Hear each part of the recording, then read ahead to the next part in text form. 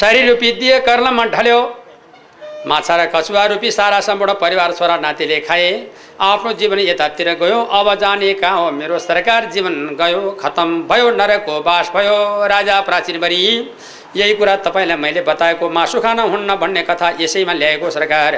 यस्तो जीवन भएको कारणले जगत बुझाउनका लागि जीवनको व्याख्या मैले गरेको अब आइन्दा तपाईले मासु खान नहोला खाएमा तपाईँ नरकको बास होला जति तपाईले गरेको पुण्य गर्नुभयो त्यो पुण्यको प्रभाव जसरी पाउनु पर्ने हो पापको पनि त्यही प्रकारले भोग गर्नुपर्ने हुन्छ जति शिकार खेलेर शिकारी भनेर हिँड्नुभयो तपाईँ भोलि तपाईलाई शिकार बनाएर उनीहरू सम्पूर्ण तपाईले मारेका जति जनावरहरू शिकार खेल्दै तपाईँ माथि कतिले पैँचो बुझाउनुहुन्छ यदि मैले भनेको वचन मान्ने हो भने आजैका विधिबाट मासु छोड्नु पर्यो लौ त भन्दाखेरिमा हुन्छ मेरो परमात्मा आजैका मितिबाट म मासु छोडिदिन्छु भनिकन राजा जब त्यत्रो श्री सम्पत्ति सारा त्यागेर गङ्गा सागर सवारी हुनुभयो लौ त मासु छोड्ने भए कतिजनाले छोड्ने हात उठाउँ त लौ त छ ल गोडा चारै बुढीले उठाए यता गोडा 5-7ले उठाए यता चाहिँ दाँत नमागा जस्तै उठाएका छन् धेरै जसका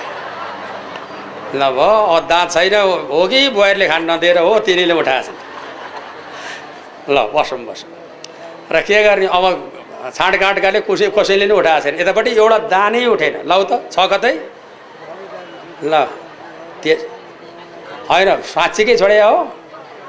हो फेरि खानुहुन्न नि दसैँमा घिरौँला परिन्छ नि पर्न त कसो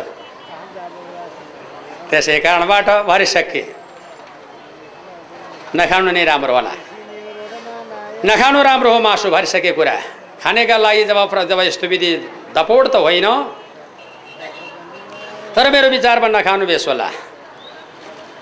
हात उठ्यो त यता के को उठ्थ्यो कति वर्ष भयो छोडे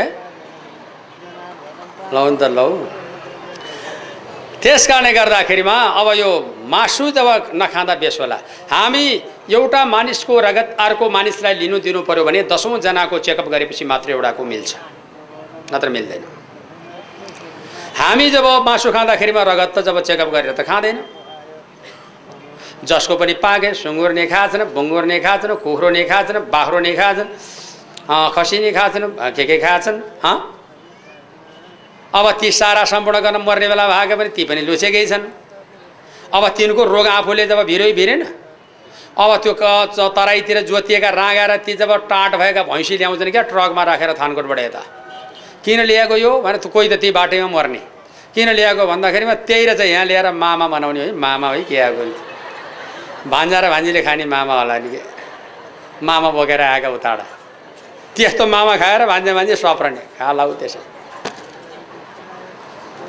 नखानु भरिसके नखानु है त त्यसै कारणबाट तर दिलले छोड्नु दिलले विचारले छोड्नु घिनाएर छोड्नु बासायो भने नछोड्नु किन छोड्ने खै होइन र एक ठाउँमा मासु छोडेछ र एउटा बुढाले परिवारले सबलाई राखेर ल मासु छोडौँ सबैले छोड्ने भनेका छन् हाम्रो पनि छोडौँ है कति खाइरहने हो भन्यो छोडौँ अनि त्यसपछिबाट बुढालाई आफैलाई खान मन लागेको छ 1.5 वर्षपछि ल खाने भए खा है बल्ल रटी खाए रे भन्न थाल्यो आफै बुढी कुन्यु पाएर ल्याउला भएर बसेको थिएँ ल्यायो उत्तिखेर गएर पकाउन थालेको थिएँ बुढीलाई बासा भित्र र बाहिर गर्न थाल्यो बुढो अनि त्यसपछि बुढीलाई सुटुको गयो भान्सा र बुढीमा मलाई मासु छोडे हो मैले चौटा छोडे हो झोल छोडे छैन 2 डाडु हालिदिए है मलाई नि भन्यो बुढाले होइन हो र हुन्छ भने खिन्नु नि नगरिकन हालिदिए अनि त्यसपछिबाट जब आखिरमा 2 डाडु झोल हालिदिएको त एउटा सानो फिर्को परेछ ए बुढा फिर्को पर्यो नि त के गर्ने त चौटो पर्यो नि त भन्दाखेरि झुकेर परे केही नि हुँदैन नगरा भने खा बुढाले अनि आखिरमा खाइसकेपछि त खाइहाल्यो जो भयो छोड्दै हालिदियो भएर सबै कुरमुरिएर जानलाई बाँकी नराखी त्यही बुढोले खाइदिएछ यसरी नै त्यस्तो किसिमले समस्या यो भएको रियल घटनाको वर्णन बताइरहेको छु यस कारणले यहाँहरूलाई त्यस्तो हुन्छ भने नछोड्नुहोस् त्यसको अर्थ नछोडे हुन्छ होइन अब छोड्नलाई मन लाग्छ भनेदेखि गल्लीतिर गएर हेर्नुहोस् कुखुरा र सुँगुर हामी खान्छौँ के खान्छ त्यसले त्यहाँ गएर हेर्नुहोस् त राम्रोसँग अब त्यो जब सबै टिपेर हामीले खाएपछि के चाहिँ खाइयो होला हामीले यसैले यसबाट बडा होसियारी हुनु पर्ला महाराज। शरीरमा बाधा पर्ने काम गर्दै नगर्नु। यसै कारणले राजा प्राचीनभरि संसारलाई त्यागेर हरिभजनको लागि जङ्गलमा जानुभयो र परमात्माको प्रार्थना गरी मुक्ति हुनुभयो। हरि बोल झुटो माया जाने, हरि बोल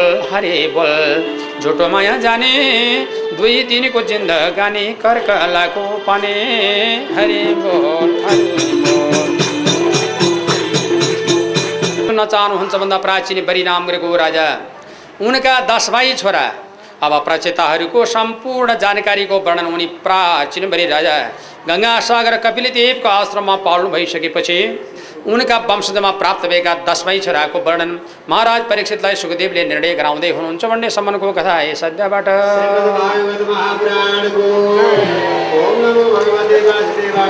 क्षमादरणीय श्रोता महानुभावहरू, श्रीमद् भागवत सप्ताह रूपी ज्ञान महायज्ञ 2060 को काठमाडौँ कोटेश्वर वडा नम्बर 35 महानगरपालिकामा सामुदायिक एक किसिमको भवन निर्माण गर्नका लागि सञ्चालित महायज्ञको लागि सहयोग गर्दै हुनुहुन्छ। महायज्ञको लागि और मनन भजन गरेर 10 प्रचेताले वार्षिकी नामग्रेकी कन्याको साथमा दक्ष नामग्रेका छोरा जन्माएर भगवत भक्तिमा चित्तवृत्ति गरी परमात्माको प्रार्थना गरी विदावादी हुनुभयो। यिनी 10 भाइका छोरा प्रचेताहरूका छोरा दक्ष नामग्रेका राजा जन्माउनुभयो। उनीहरूले भगवान शिवजीको अत्यन्त आपत परेका बेलामा बिन्ती गर्दछे, हरे शिवशङ्कर भोला दर्शन दिन के होला बित्दै लाग्यो बेला। हरे शिवशङ्कर भोला दर्शन दिन के होला बित्दै लाग्यो बेला।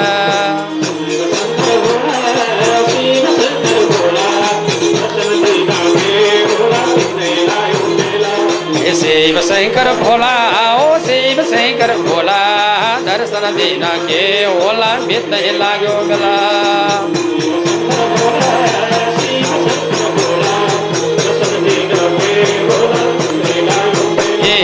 शिव शंकर भोला ओ शिव शंकर भोला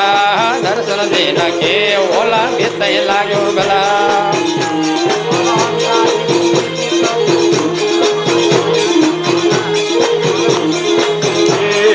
शिव शंकर भोला ओ शिव शंकर भोला दर्शन दिन के होला बित्दै लाग्यो बेला।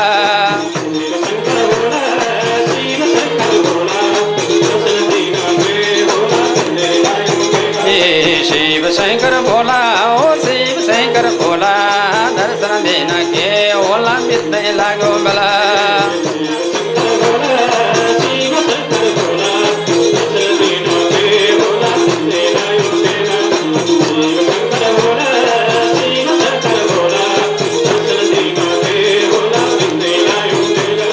शिव शंकर भोला ओ शिव शंकर भोला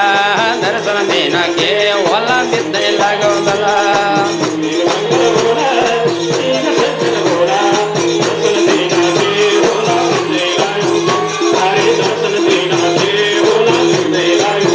प्रभु दर्शन दिन के होला बित्दै लाग्यो बेला। महाराज परीक्षितलाई सुखदेवले बताउनु भयो, शिवजी को रुद्र गीत नाम गरेको तोत्र पाठ भगवान शाम्ब सदा शिवजी का अनुयायी 10 प्रचेताहरूको परम गति प्रदान। लौ त महाराज मैले यहाँहरू समक्षमा कथा बताएँ। विदुर महाराज तपाईँ के सुन्न चाहनुहुन्छ भनेर विदुरलाई मैत्री ऋषिले हरिद्वारको कनखलको परम पवित्र पावन क्षेत्रमा यो कथाले सम्बोधन गर्नुभएको छ। राजन, म अत्यन्त खुसी छु हजुरबाट पाएको कथा रूपी अमृतको प्रभावबाट आत्मज्ञान सम्बन्धीको विचारको विवेक जीवन र जगतको अध्ययनको प्रकरण यहाँहरूले मलाई जब जीवनलाई जगतमा लगेर परिणत गराइदिई बसेको छ, बडा आनन्द लाग्यो र अब म यहाँबाट बिदा हुन्छु भनेर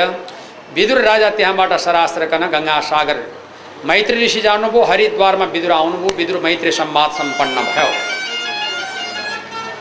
अनि त्यसदेखि पछाडिबाट अर्को प्रकारको प्रकरण विदुर नाम गरिएको राजा यसरी पाल्नु भइसकेपछि मैत्री नाम गरेको ऋषिको आश्रममा र विदुर र मैत्रीको संवाद यो मैले हजुरलाई बताएँ। भगवत भक्तिको चित्त परमात्माको प्रार्थना और चिन्तन मनन कीर्तनको वर्णन समाप्ति भएको छ सरकार। अब बाँकी अंशका लागि तपाईँ के सुन्न चाहिबक्सन्छ भनिकन राजाका हजुरमा सुखदेव स्वामीले गम्भीर वाणीमा प्रस्तुत गरी बक्सियो। लौ त सरकार अब तपाईँ के सुन्न चाहनुहुन्छ भनेर श्रीमद् भागवतको महत्त्वपूर्ण विवेकहरू र विचारहरू ज्ञानवर्धक महिमाहरू सारा सम्पूर्ण यथार्थ जानकारी